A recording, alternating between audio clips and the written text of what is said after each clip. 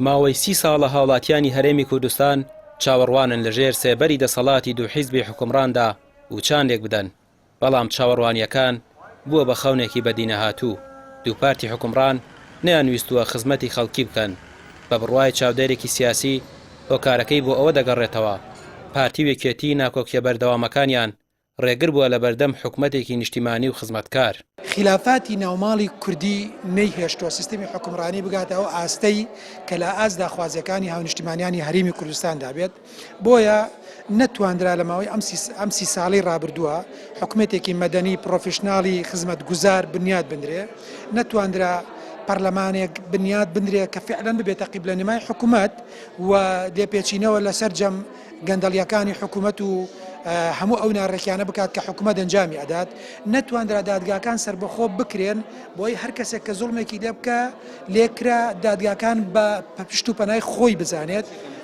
نەتواندرا داهاتی نیشتیمانی شەفاف بکرێت. هۆی کچیە کە نەتواندرا ئەوە بوو لەوەی کەوا حیزبە حکومڕانەکان هەموو بەرژەوەندی گشتی خەڵکی کوردستان و هاونیشتیمانیان و هەرێمەکان خستە خزمەتی بەرژەوەندی بەرتەسکی حیزبی و بنەماڵەی و کەسی خۆیان. لە وڵاتێکی وەکو ئەمریکا ئەگەر کۆماریەکان و دیموکراتەکان هەرچەندە ناکۆک و دژ بە یەک بن، بەڵام بۆ پرسە نیشتیمانیەکان و دام و دەستگاکانی حکومەت و یاسا یەک قسە و یەک هەڵوێستن. پەرلەمانتارێکی پێشی کوردستان دەڵێت لە هەرێم پێچەوانەکەی ڕاستە، هیچ پرسێک نییە کە پارتی وێکێتی لەسەری کۆک بن و خاڵی هاوبەشیان نییە لە سەروەری یاسا و دام و دەستگاکانی حکومەتەوە بگرا تا خزمەتکردن بە خەڵکی.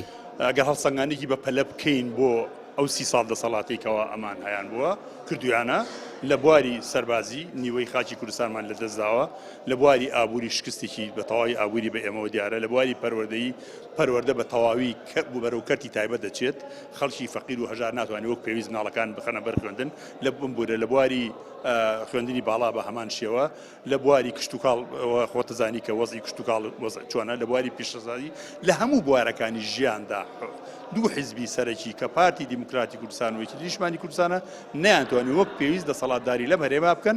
و من لەوەشی ئێستاکێ لە یەک دوو جاری کەش لە دوو شوێن پێم وایە لە تەلەڤیزیۆنە بەڕێزەکەی ئێوە بووە، ئێستا زۆر نیگەرانم، زۆر ترسم هەیە لە نسکۆیەکی وەکو ساڵی 1975 لە سایی ئەم دوو دەسەڵاتە کە لەبەری ئەوەی بۆ خەڵک بژین بۆ خۆیان ژیان. قسەکردن لەسەر ئەزموونی 30 ساڵی حکومڕانی و نەبوونی ئیرادەیەکی بەهێز و یەکریزی وەکو کوتانی ئاسنی ساردی لێ هاتووە.